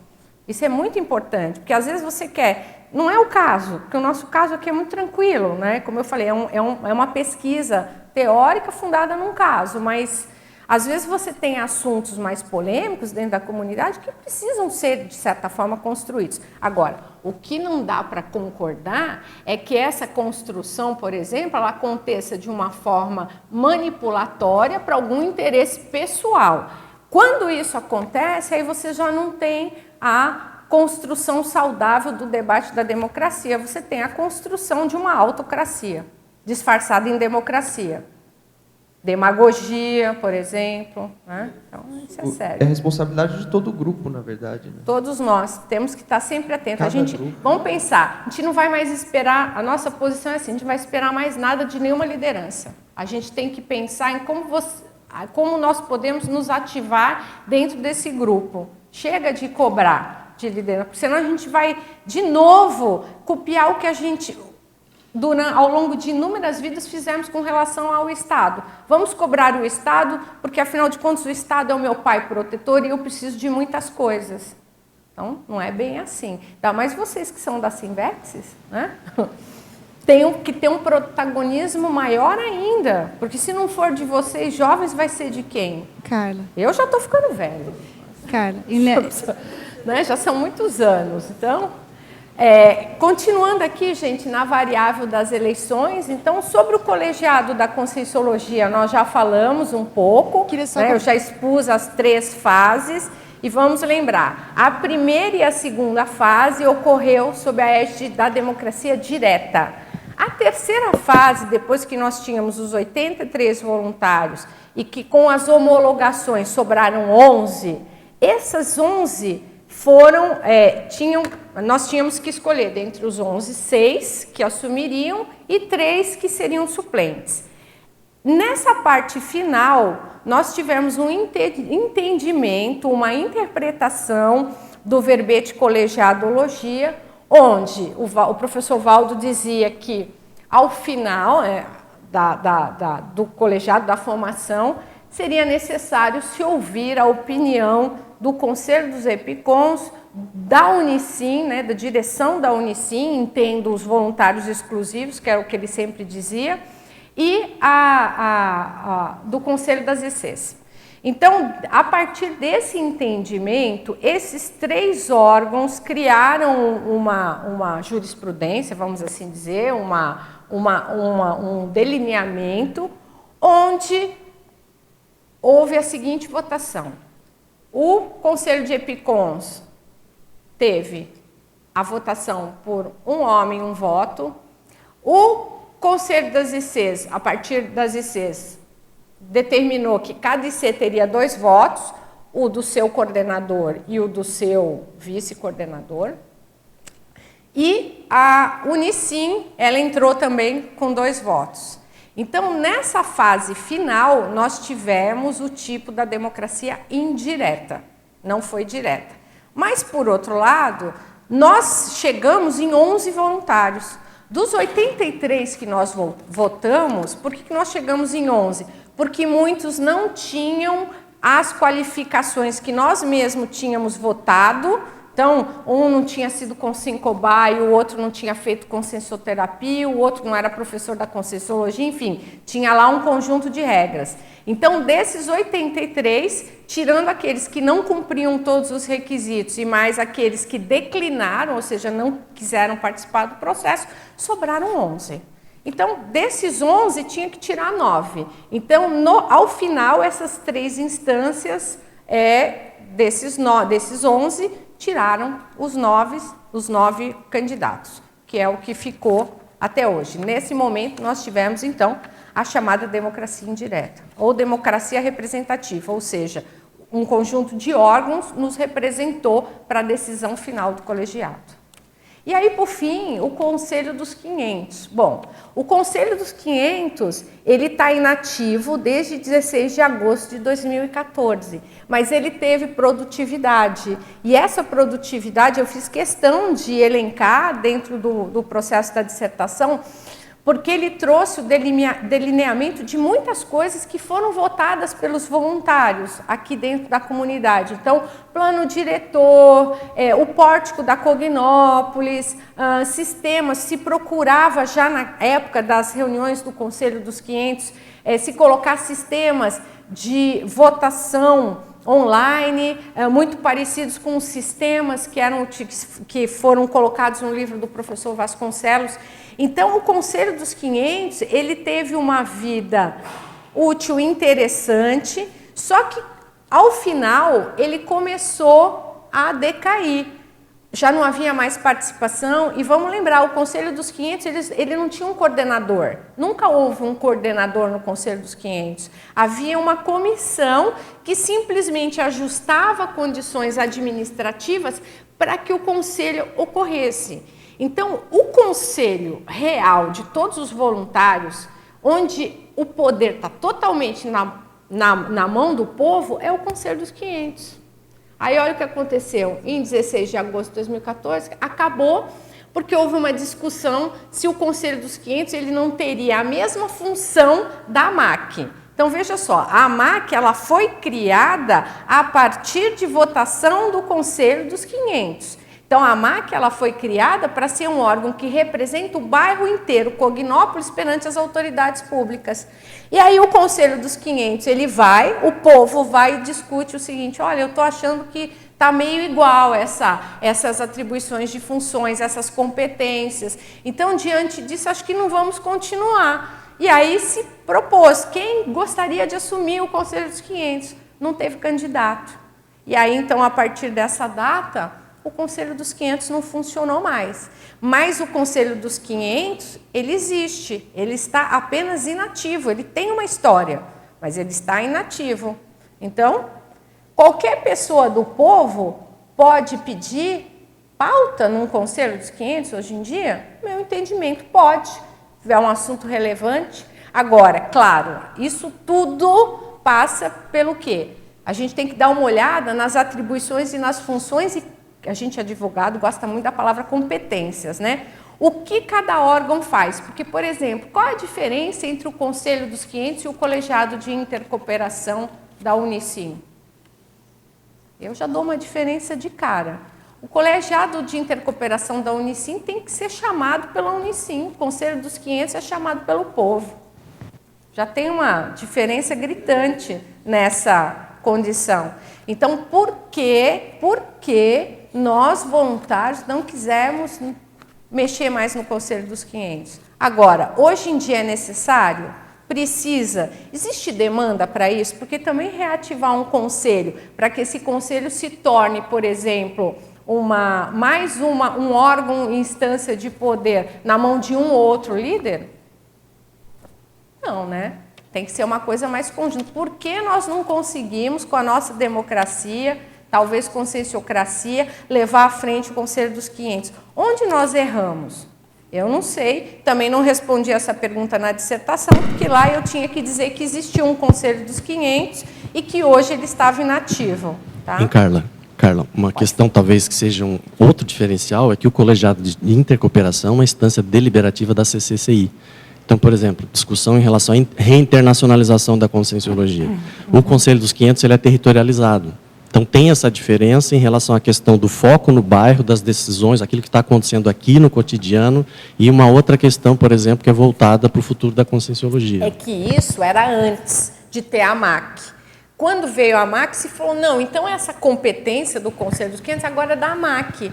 E aí ficou assim, ninguém resolveu fazer, por exemplo, uma reforma na competência do Conselho dos 500 para dizer, Exato. olha, então vamos mudar a competência. Vamos voltar, por exemplo, o Conselho dos 500 para a CCCI em assuntos Que era isso, né? amplos. Que era isso. Então, por exemplo, o Conselho dos 500, quando ele foi criado, eu lembro muito bem que era eu e o Júlio que estavam lá, o que acontece? Era focado na CCCI. Exato. Então, assim, nós não tínhamos a participação de moradores da Cognópolis nas decisões do Conselho dos 500. Isso, porque então, nós vamos tínhamos criar que a AMAC. amadurecer, lembra disso? Exatamente. O Valdo falou, é melhor vocês não porem ainda os moradores, Isso. porque vocês precisam amadurecer primeiro. Vamos fortalecer com a o conselho. política. Isso, até por causa do mando de campo, né? Aí deu a brecha para criar a AMAC. Então tem que ter uma organização para pensar o bairro todo. Isso. E foi nesse momento aí que eu acho que a gente se perdeu. Exato. Ô, Carla, só para fazer um adendo, está me lembrando desse debate aí das competências. Quando eu estagiava no escritório de advocacia, eu chegava para o advogado e perguntava assim, fazer isso aqui, tarará. Ele falava assim, você já leu a lei? Aí a gente falava, não li. Então vai lá ler a lei, depois a gente vem debater. Estou lembrando assim, porque fiquei pensando, cada voluntário que está aqui sabe de cabeça o estatuto da SUIC, para começar. Ninguém sabe. Para começar, né? Para começar, porque ali tem, olha, a CIC vai fazer isso, vai desenvolver tal especialidade, né? As atribuições são essas, tá. Então, eu acho assim, seria interessante a gente pegar isso tudo, né, se for debater, e ler cada uma, né? Unicim, colegiado, conselho, AMAC, tararã, todo mundo lê com amor e carinho, falar, tá, a partir daqui, então agora eu vou pensar. Isso aqui eu acho que tem que atualizar, isso aqui acho que está legal, né? Mas é interessante. Então, quando chega voluntário, a gente fala assim, ó, toma aqui o estatuto, tem um livrinho, né? Lê um pouquinho, com amor e carinho, vai lá, né? Pensa, agora vamos debater. Entendeu alguma coisa? Não entendeu? Etc. E dali parte. Porque a gente faz todo um movimento democrático para construir o estatuto. Depois joga ele na gaveta e deixa lá, né? E aí fica num achismo. É interessante. A gente tem que pensar que os nossos estatutos são as leis que nos regem. E cada estatuto vai colocar as atribuições e funções de cada órgão. Então, claro, para a dissertação eu tive que reler tudo. E eu tenho essa lição de casa feita. E eu vou apresentar isso nos órgãos. Já avisei a Unicim que vou apresentar para eles. Vou fazer umas propostas de reforma do estatuto da Unicim. Mas aí fica lá com a Unicim, eles vão ter que ver se vão querer ou não vão querer, vão ter que levar isso para o colegiado. Vou lá no colegiado da Conscienciologia também falar as minhas opiniões sobre as competências, o que pode melhorar, como é que pode ampliar, porque eu li, afinal de contas, tudo, estou com tudo bem quente na cabeça. Então, gente, continuando, né, na questão das variáveis, como eu falei para vocês, eu fiz a leitura de tudo isso, que é uma outra variável, então tudo isso que eu estou falando para vocês advém da leitura e análises que eu coloquei na dissertação, e agora é a parte assim, final, onde a gente faz uma análise das instâncias de poder da Cognópolis, de poder as instâncias diretas e as instâncias indiretas. Por quê? Porque, lembram que eu falei para vocês no começo que o referencial metodológico da pesquisa foi esse livro. E nesse livro, o autor ele coloca uma proposta que vem a se tornar uma proposta bastante famosa ao longo aí do tempo e das teorias políticas, em que a democracia pluralista ela é fundamentada na distribuição de recursos de poder e na colocação de pessoas diferentes nesses recursos de poder. Então, eu tinha que fazer uma análise de quais seriam as instâncias de poder diretas e indiretas da Cognópolis. As diretas são aquelas que decorrem das próprias condições estatutárias. E as indiretas são aquelas que não estão em estatutos, porém que têm uma influência muito grande dentro da comunidade. Então, aí, aliado à condição legal e à condição da minha própria experiência de anos aqui dentro da Conscienciologia, eu elenquei que a Cognópolis ela tem 10 instâncias de poder diretas e indiretas. Então, quais são elas? Número 1, o colegiado da Conscienciologia, membros atuais. 2, a Unicim, secretário-geral e voluntários exclusivos. 3, ICs, coordenadores gerais. 4, dinâmicas parapsíquicas, docente EPICOM ou professor responsável formador de opinião. Então, eu coloquei porque a dinâmica parapsíquica ela é uma atividade que é exercida aqui internamente e que tem uma grande influência dentro do status, do desassédio, do desenvolvimento de especialidades e na formação de opinião, claro. As tertúlias conscienciológicas, eu coloquei a condição dos mediadores que estão aqui como formadores de opinião, o círculo mental somático, os mediadores formadores de opinião, porque, de novo, as lideranças não se encontram só nos órgãos instituídos por lei. Há situações em que há liderança muito forte aqui dentro da comunidade, então por isso que aparecem ali as dinâmicas, os mediadores de tertúlia, os mediadores do círculo, o conselho dos EPICONs, os EPICONs ativos, que são formadores de opinião, é um conselho aí que vai se destacar muito dentro da liderança. A questão dos autores, então, para os autores eu usei a regra que é utilizada no círculo mental somático. Então, eu coloquei os voluntários que publicaram livros, antologias, autores de 50 ou mais verbetes, que são formadores de opinião. os docentes da Conscienciologia em geral, porque a docência da Conscienciologia forma opinião, é uma docência diferenciada, então todos nós que somos docentes somos formadores de opinião e temos liderança sim, não só na comunidade, mas fora dela. E, por fim, a questão da AMAC, onde eu considerei o coordenador responsável como um líder aí do bairro como um todo. Bom, então como é que a gente faz a pesquisa, ou fez a pesquisa, para ver se os nossos recursos de poder, que são 10, se estão bem distribuídos ou não? Então, agora a gente vai acumular todas as informações que eu trouxe até o momento e vamos reservar, como se a gente estivesse fazendo uma receita de bolo, né? Então, eu bati o ovo, o açúcar está lá reservado, agora eu vou bater as claras. Então, o que acontece? A gente fez um gráfico onde eu fiz um estudo dessas 10 instâncias de poder. Essas 10 instâncias de poder, com as pessoas que eu disse, então, membros do colegiado, Unicine, representantes de ser, mediadores, professores e tudo mais, eles me geraram uma lista final de 51 nomes. 51 nomes. Então, o que eu fiz? Eu peguei esses 51 nomes de lideranças e aloquei nas 10 instâncias de poder. Ou seja, para descobrir como se repetiam as instâncias de poder e quem estava onde. Eu precisava ter uma visão geral, tá? Então, o que aconteceu? Olhem lá o gráfico. Na linha vertical, eu tenho o número de voluntários. E na linha horizontal, eu tenho o número de instâncias de poder que esses voluntários se encontram.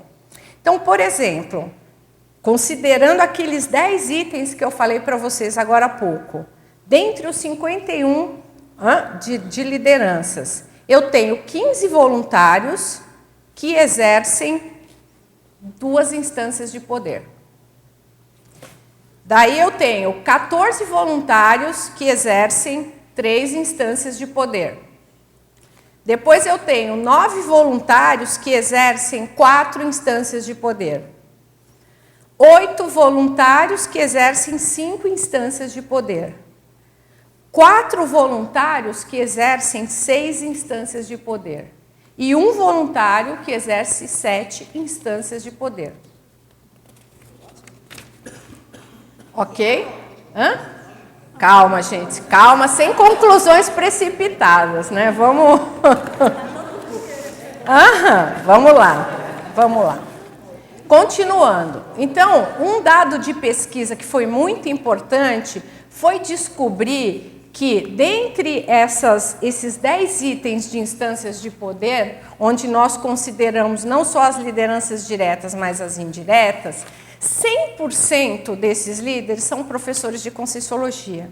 Então, isso traz o processo educacional, de docência, de uma forma muito forte e muito séria. Isso impactou muito a academia.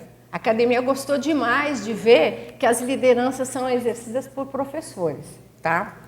Agora, vamos para o nosso caso específico. Então, lá na primeira barra, quem exerce 2 instâncias de poder são 100% de professores de Conscienciologia. Quem exerce 3 instâncias de poder são representados 79% por professores EPICONs de Conscienciologia e 21% de professores de Conscienciologia que não são EPICONs. Lá no 4, quem exerce 4 instâncias de poder são representados 89% de professores EPICONs da Conscienciologia e 11% de professores de Conscienciologia não EPICONs. Quem exerce 5, 6 e 7 instâncias de poder são representados 100% por professores EPICONs de Conscienciologia. Logo, a gente tem aí uma concentração política nos recursos diretos e indiretos de poder de professores de Conscienciologia na categoria de EPICONs. Mas, vamos lá, vamos continuar fazendo, então, a análise de tudo isso. Lembra que eu falei, temos informações aqui que a gente estava guardando para poder misturar com esses dados finais, porque, afinal de contas, a distribuição de recursos de poder, que denota uma democracia pluralista, ela tem uma complexidade aí interessante. Então, quais são as conclusões que a gente pôde chegar dentro dessa pesquisa? A primeira é que a liderança detentora de cargos diretos e indiretos é composta 100% por docentes de conscienciologia, que é o nosso ponto alto. Então, o processo de professor na governança demonstra que a gente vive também sob a égide de uma sofocracia, né? Tudo bem, não vou entrar no mérito de como que é o nosso nível em termos de professorado, mas a gente está numa situação boa aí perante a SOCIM. Desta liderança dos 100% professores, 65% são docentes EPICONs. Agora, olha as informações que eu dei antes para vocês. Embora os docentes EPICONs representem percentual considerável das instâncias de poder, encontram a aceitação e votação consensual da Cognópolis, demonstrando identidade de visão política entre líderes e liderados, e conformização entre as perspectivas de governantes e governados. Então, o que significa isso? Lembra que eu mostrei para vocês que lá nos principais órgãos ocorre a votação direta? Essa votação direta ela é feita pelos voluntários. Lembra que eu falei para vocês que não tinha processo de oposição, que existe um processo de aclamação? Então, tudo isso, essa concentração política de cargos que aparece, ela é validada pelo corpo de voluntários da Conscienciologia. Por isso, nós pudemos considerar, dentro do fator final da pesquisa, que Cognópolis é um bairro que se orienta pela democracia. Se essa conformização não houvesse, nós não poderíamos defender o fato de vivermos uma democracia, porque a metodologia colocada aqui diz que os recursos de poder, eles têm que estar distribuídos e eles têm que estar ocupados por pessoas diferentes. Então vejam, o que é que o professor Valdo ficou a vida inteira fazendo com a gente? Ele não dizia assim, tem que ter mais de 56, tem que ter órgãos do povo, tem que ter mais de 100, mais não, ele falou assim, na última, eu me lembro que ele falou um pouco antes de dessomar, ele falou assim, eu quero 100 EPICONs dentro do Conselho dos EPICONs. Então, enfim, o que ele fazia? Despertos dentro do Conselho. Então, o que ele fazia com isso? Ele estava promovendo uma universalização de poderes. Ele identificava o perfil do voluntário, para que aquele voluntário era bom, e ele colocava aquele voluntário dentro de uma liderança. Que é isso que a gente tem que continuar fazendo com as pessoas que estão chegando, formando mais lideranças, vendo o perfil desses voluntários. Talvez isso seja um trabalho legal para o colegiado, olhar o perfil de quem está chegando, ver quem não está alocado em alguma atividade. E ele sempre perguntava ao professor, o que você gosta de fazer? Eu me lembro disso. E ele dizia assim, você vê o que a pessoa gosta de fazer e dá liberdade para ela trabalhar, porque os gênios precisam de liberdade para trabalhar. Né? Então, esse ponto ele é fulcral, que assim, existe muito debate aqui na nossa comunidade, né, sobre a condição do Conselho dos EPICONs. Então, eu acho que é hora da gente também colocar os pontos dos is, porque é muito fácil sair por aí falando muita coisa, mas olha lá, nós colocamos essas pessoas lá, por quê? Porque nós temos identidade, de duas uma, ou nós estamos acomodados, ou nós confiamos nas pessoas. Foram eleitos, né? Foram eleitos.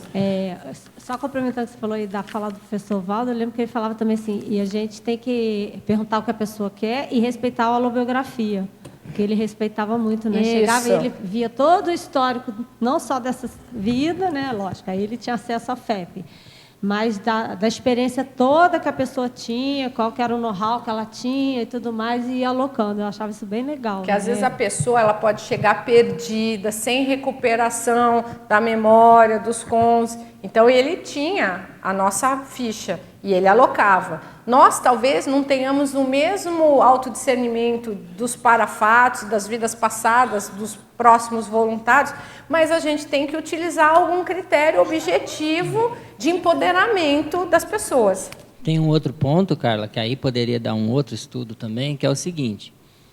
Você tem aquelas pessoas que assumiram lideranças porque tem a função de EPICOM e isso possibilitou que ela tivesse acesso à liderança. Mas tem o oposto também. Tem. Aquelas pessoas que foram reconhecidas como EPICONs porque exercem alguma dessas funções de poder. Isso, então, se a pessoa coordena uma IC, ela fez algum trabalho e tudo, e ela começa a se destacar. Exato. Nessa liderança, ela acaba indo para o Conselho de EPICONs. Perfeito. Então, eu quero dizer que isso eu frisei muito, tá? Porque como a condição da escolha do EPICON ela acontece entre os pares, esse foi um outro ponto que me foi perguntado. Então, eu coloquei, não, mas existe esse inverso, que é o que o Hernani está falando. Isso está escrito e está grafado na dissertação.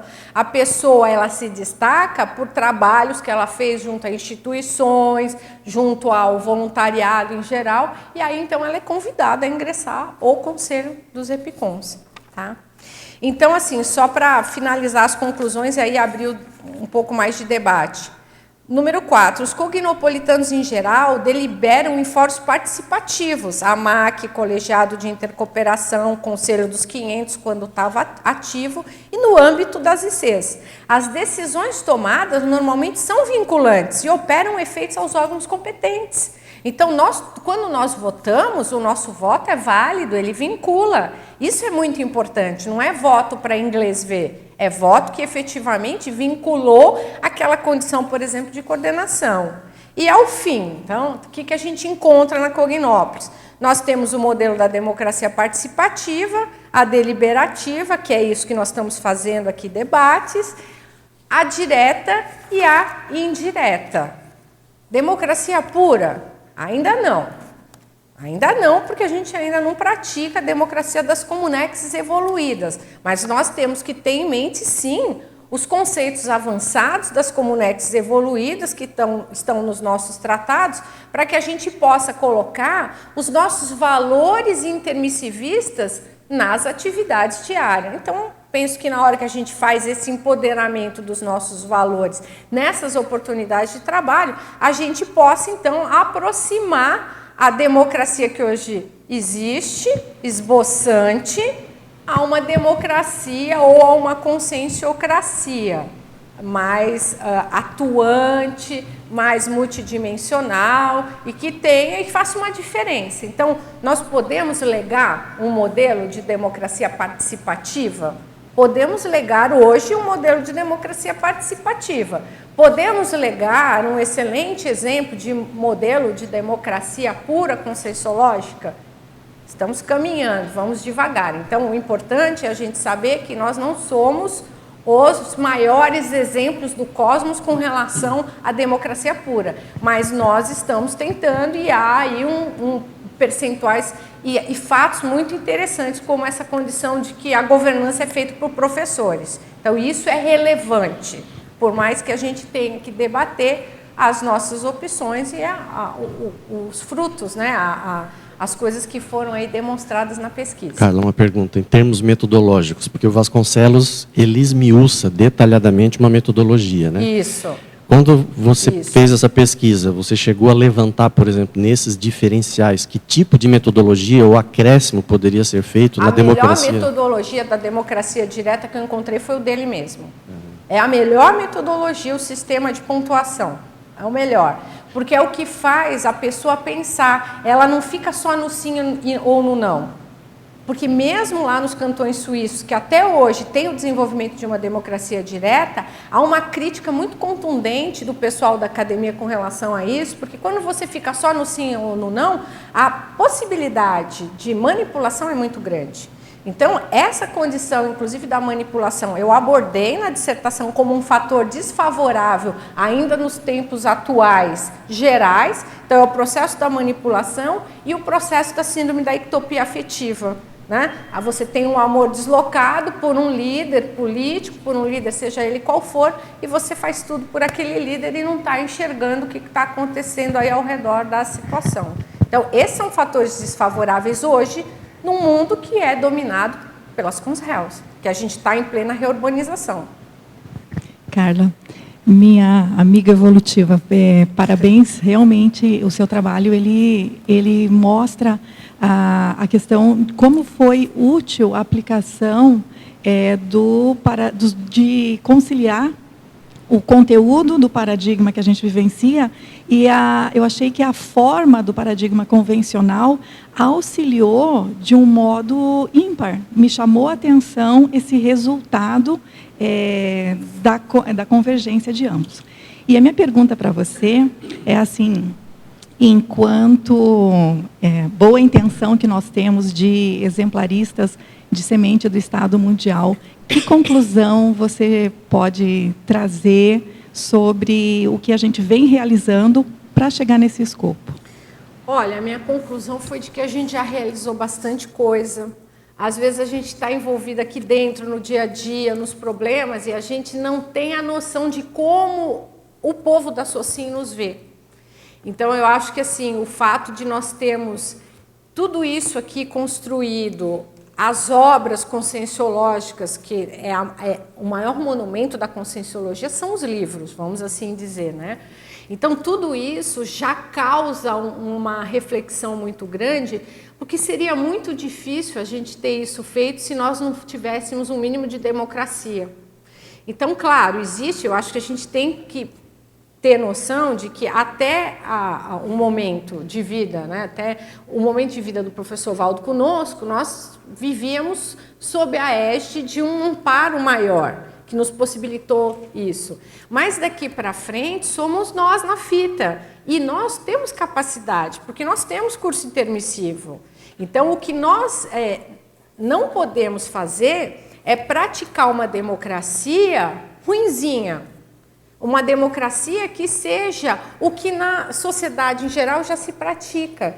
Então, às vezes, a pessoa acha que só porque ela está votando diretamente, isso é o máximo já. Não, gente, tem um monte de gente que vota diretamente. Então, nós temos sempre que estar colocando mais objetivos grandes, pensando grande, propondo coisas grandes, não tendo medo de debater assuntos que sejam mais conscienciológicos do ponto do paradigma consciencial, porque senão a gente vai acabar mediocrizando a conscienciologia, banalizando o paradigma consciencial. Não existe, em momento algum, eu coloquei a nossa situação de Cognópolis fechada no paradigma materialista. Eu fiz ao contrário. Eu peguei o que a gente tem de grande, procurei ampliar a cabeça de quem estava à minha volta na academia, e aí coloquei as teorias democráticas como alguma coisa pequena, frente à democracia pura colocada no corpus da conscienciologia. E deu certo, foi bom, as pessoas gostaram, acharam que era original. Para mim não era original, porque para nós não é, porque a gente já debate isso. Imagina falar de ser original para a gente, mas para eles é. Então, às vezes, a gente tem que mensurar isso. Tem coisas que para nós já são batidas, mas que nós temos que levar isso para fora também e ver que há um reconhecimento. É nessa hora que a gente vai encontrar o nosso grupo da pré-intermissiologia, porque você vai fazendo esses links, a pessoa não vai esquecer mais, jamais. E claro, né, eu tenho que agradecer a minha orientadora, a professora doutora Mônica Hermann, que sem ela não existiria a dissertação, não teria existido o trabalho. Ela foi uma grande incentivadora, como eu falei, o tempo todo aberta para pesquisa, em momento algum houve, por parte da academia, qualquer tipo de desrespeito, assédio moral. Não conheci isso na academia, não conheci. Muito pelo contrário, reencontrei amigos. Bom, gente, então eu acho que o tempo passou, eu falei muito. Já quero marcar meu próximo debate, porque tem muitos assuntos ainda para a gente falar. E eu queria dizer que no próximo domingo, a tertúlia matinal do dia 18 de fevereiro, terá como tema a despertometria, a especialidade é a despertologia, e o pesquisador é o professor Epicom Alexandre Nonato. Obrigada, gente. À disposição.